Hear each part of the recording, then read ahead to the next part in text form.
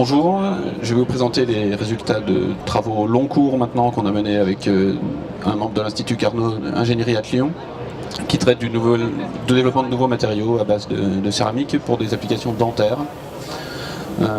Ce travail a donc été mené en coopération avec le professeur Jérôme Chevalier de l'INSA de Lyon qui représente l'Institut Carnot Ingénierie à Lyon et avec la société Antogir que je représente aujourd'hui. Donc nous sommes une société française indépendante dont le siège est basé à Sallanches en Haute-Savoie qui a fait 50 millions d'euros de chiffre d'affaires l'an dernier et donc un des acteurs majeurs du domaine dentaire en France.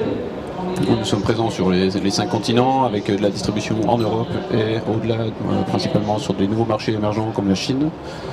Et comme le montrent les chiffres ici, on est très présent à l'international aujourd'hui. Voilà, nous sommes actifs dans différents domaines d'activité, de l'instrumentation dentaire qui est notre cœur de métier historique, l'implantologie dentaire qui est le cœur de notre activité aujourd'hui, plus de 60% de notre chiffre d'affaires, et puis ce qui va autour de l'implant, la prothèse dentaire et encore une activité de sous-traitance micromécanique à destination de l'aéronautique et de l'industrie médicale que nous menons toujours à Sallanches.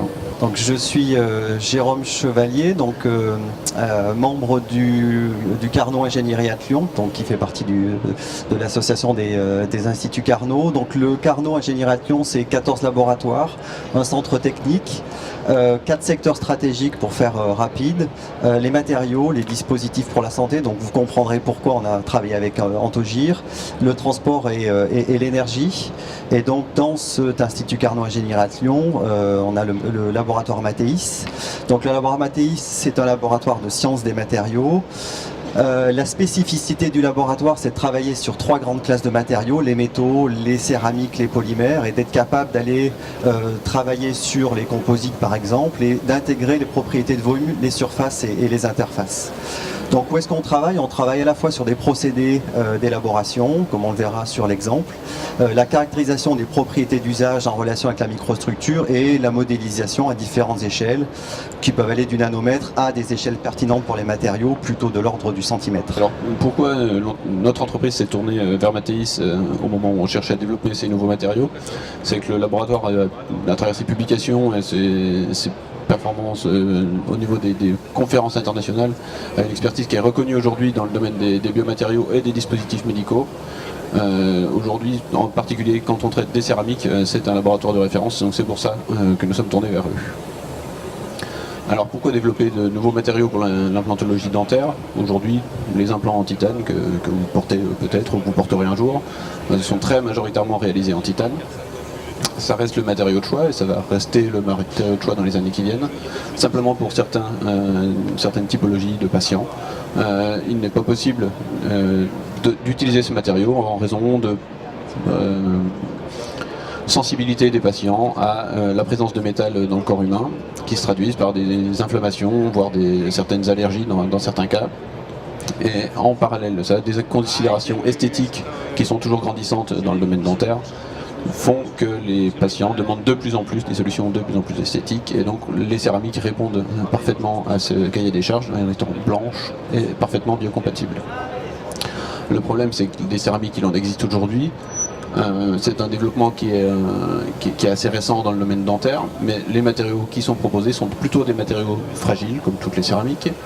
Et là où on souhaite avoir des surfaces qui sont bien intégrées dans l'os, on veut ajouter de la rugosité, et quand on ajoute de la rugosité, on fait des défauts, et donc il nous fallait un matériau qui soit particulièrement résistant à la présence de ces défauts. Voilà donc le travail qui a été mené par la suite.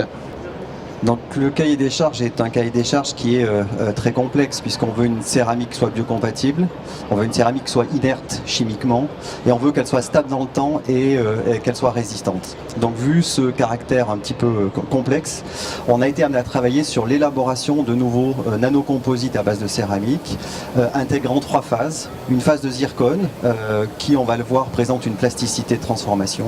Une phase d'alumine et d'aluminate de strontium qui nous permet de diminuer l'échelle de la microstructure. Vous voyez sur cette image que on représente ici une échelle qui fait 0,5 microns. On parle vraiment d'un nanocomposite avec 3 phases.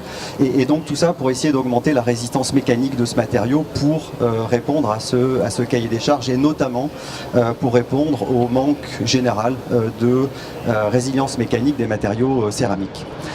Donc cette céramique, elle a une contrainte à la rupture qui est très élevée. On parle d'1 gigapascal, ce qui est au-dessus du titane. On parle d'une faible dispersion des propriétés, ça c'est très important pour ces applications-là parce qu'on a un caractère plus prédictible. Dans le domaine de la science des matériaux, on parle du module de Weibull qui représente quelque part l'inverse de la sensibilité au défaut, de la dispersion des résultats. Et vous voyez par exemple ici que dans un diagramme probabilité de rupture en fonction de contraintes, tous les échantillons ont cassé à la même valeur. Donc on a très peu de dispersion, ce qui est vraiment peu commun dans le cadre des matériaux céramiques. Donc une faible sensibilité au défaut et on peut s'amuser à commencer à modifier la surface tout en ne compromettant pas les propriétés mécaniques. Un autre thème, c'est que cette céramique présente une plasticité. Alors vous allez dire plasticité dans un matériau céramique, c'est pas commun. Non, ça l'est pas. Il n'y a pas de mouvement de dislocation, il n'y a pas de plasticité comme dans les métaux classiquement, mais par contre on a un mécanisme de transformation de phase. C'est-à-dire que la céramique va se transformer sous contrainte et ça va permettre d'accommoder des déformations. Donc pour un spécialiste des matériaux céramiques, quand on représente une courbe charge-déplacement de ce type-là, normalement on devrait casser dans un domaine linéaire et là on voit que même si on fait plusieurs cycles charge-décharge, même à des relatives fortes déformations, on a cette plasticité, cette accommodation des contraintes. Et quand on a présenté ça à l'entreprise, je me rappelle du directeur de l'entreprise qui a dit « Ok, très bien, ça c'est quelque chose qui se fait en laboratoire, je vais prendre votre épouvette et je vais essayer de la casser. » Bon, il n'est pas arrivé à la casser, il l'a tordue. Donc il y a une réelle plasticité, même dans un matériau céramique à température ambiante, et on parle là d'un matériau transformable et adaptable. Et sans aller dans les détails scientifiques, on a cette transformation de phase d'un état quadratique vers monoclinique, transformation sous contrainte qui permet d'accommoder les déformations et qui rend cette céramique plastique et qui la rend tolérante aux défauts. Pour revenir un petit peu à un sujet plus général, qu'est-ce qui fait qu'on a collaboré, qu'on continue à collaborer avec ce laboratoire de métallistes de l'Institut Carnot? C'est d'abord une histoire un peu au long cours, puisqu'on a commencé avec des stages, des PFE, une entreprise qui n'était pas encore très structurée au niveau de la recherche, qui est venue après par rapport à un projet collaboratif. On a commencé à être ensemble dans le même projet. Et ensuite, on a monté donc un laboratoire commun grâce au financement de l'ANR. Ce qui nous a permis d'avoir une personne qui travaille, donc on va dire à temps plein dans un laboratoire de recherche sur des thématiques qui sont très liées à l'entreprise. Cette personne d'ailleurs continue en test CIFRE par la suite, donc c'est aussi un renforcement de la coopération entre les deux entités.